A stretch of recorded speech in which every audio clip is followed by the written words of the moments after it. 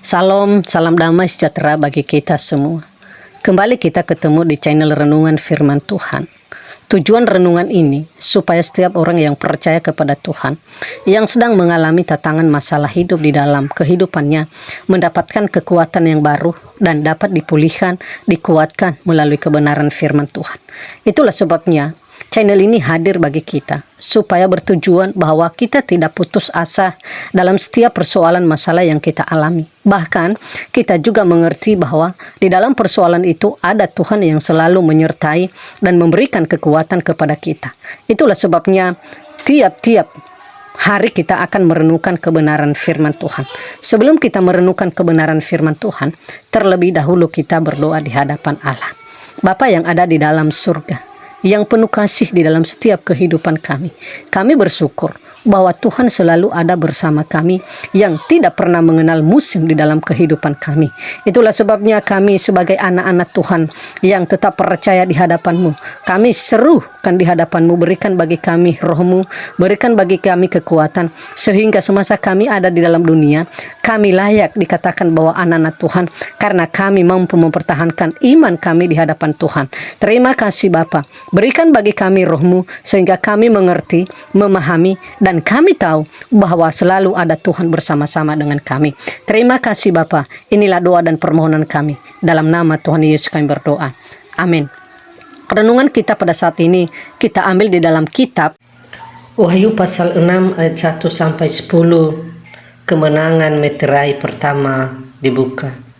Maka aku melihat anak domba itu membuka yang pertama dari ketujuh meterai itu.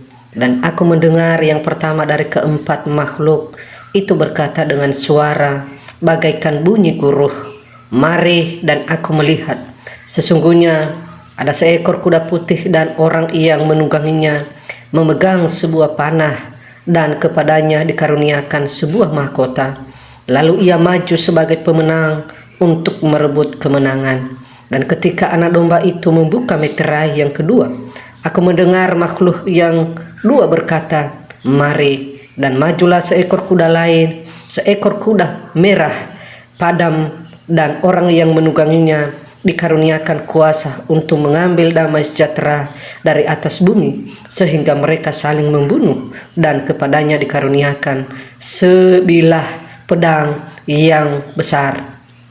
Dan ketika anak domba itu membuka meterai yang ketiga, aku mendengar makhluk yang ketiga berkata, "Mari." Dan aku melihat, sesungguhnya ada seekor kuda hitam, dan orang yang menungganginya memegang sebuah timbangan di tangannya. Dan aku mendengar seperti ada suara di tengah-tengah keempat makhluk itu berkata, "Secupak gandum sedinar dan 3 cupak jelai sedinar, tetapi janganlah rusakkan minyak dan anggur itu."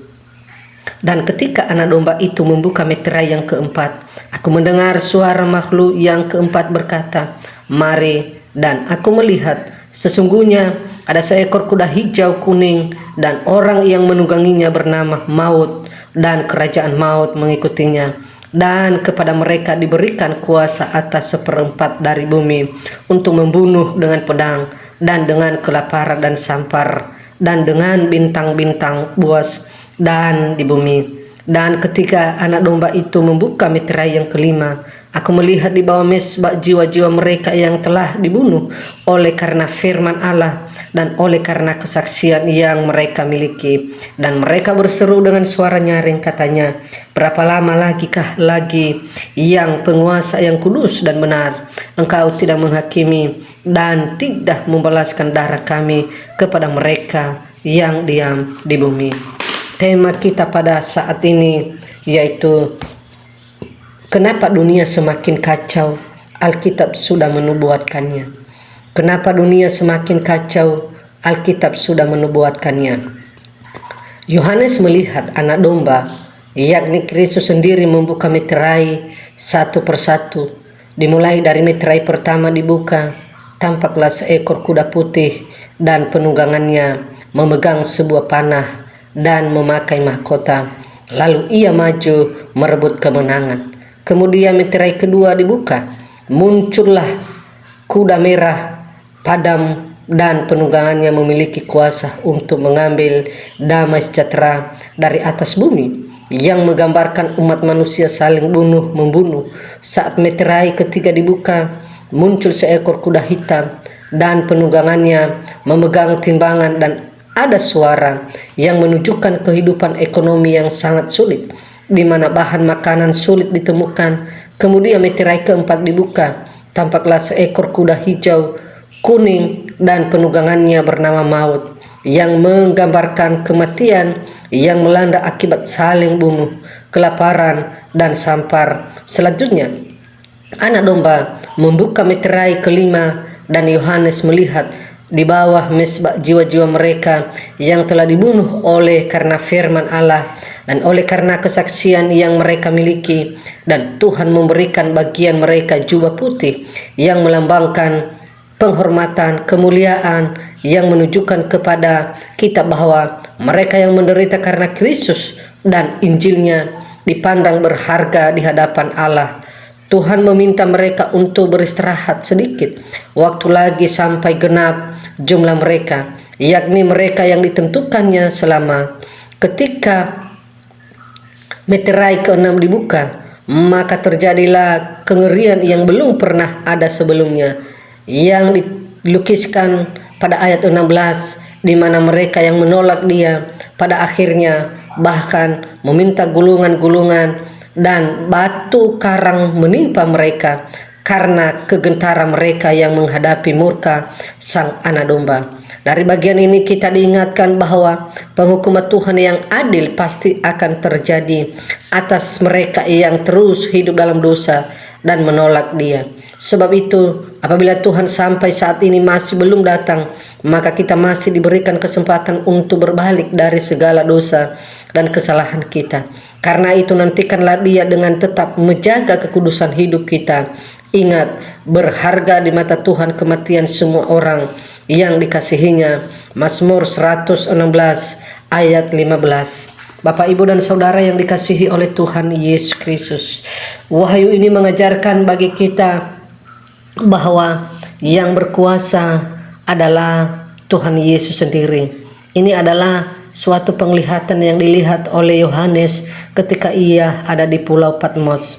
Ia menjelaskan di mana bahwa hanya Yesus saja yang berkuasa, sehingga ketika muncul gambaran-gambaran atau juga binatang-binatang, dan ada salah satu yang muncul yaitu Yesus Kristus yang memakai jubah putih, artinya bahwa ia menggambarkan sosok di mana tidak ada satupun yang berkuasa selain daripada Tuhan Yesus, dan tidak ada satupun yang dapat membuka gulungan-gulungan kitab yang telah disediakan bagi semua orang, baik orang yang tidak percaya maupun orang yang percaya, baik orang yang mengenal dan percaya kepada Yesus maupun yang tidak mengenal dan tidak mau bertobat di hadapan Allah. Itulah sebabnya satu-satunya hakim yang adil yaitu Yesus, dan ia telah membuktikan diri ketika ia sampai di atas kayu salib. Jadi bagian kita saat ini bahwa ketika kita masih ada di dalam dunia pasti banyak penderitaan, bahkan diancam kita, bahkan kita ini sampai mati di tangan orang-orang yang tidak suka hanya karena kita memberitakan Injil, hanya karena kita menyatakan kebenaran Allah. Tetapi ingat, di bagian ini Allah telah menyediakan satu kehidupan yang kekal, dan mereka akan mendapatkan hal itu di tempat peristirahatan yang telah ditentukan oleh Yesus bagi mereka. Itulah sebabnya ketika kita di dalam dunia ini mengalami penderitaan, aniaya karena Kristus atau karena kita memberitakan kebenaran firman Tuhan, jangan ragu, karena upahmu lebih besar dari segala sesuatu yang kamu sudah dapatkan di dalam dunia ini.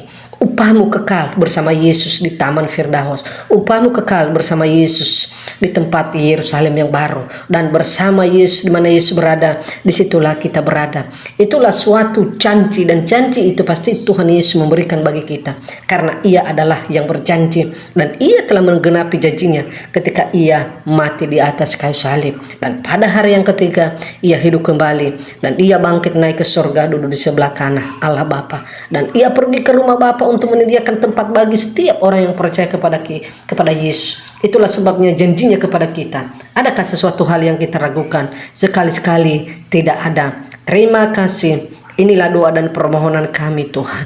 Kami mengucap syukur buat firman-Mu yang telah mengingatkan bagi kami, yang telah membuka mata hati kami sehingga kami mengerti dan tahu bahwa kami harus mempersiapkan diri kami ketika kami ada di dalam dunia.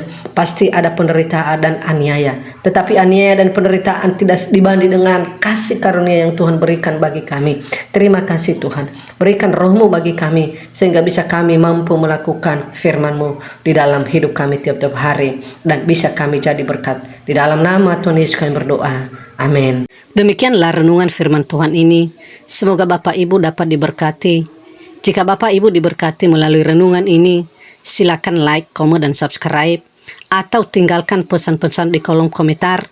Atau juga pokok-pokok doa yang bisa kami doakan bersama-sama. Terima kasih, Tuhan Yesus memberkati.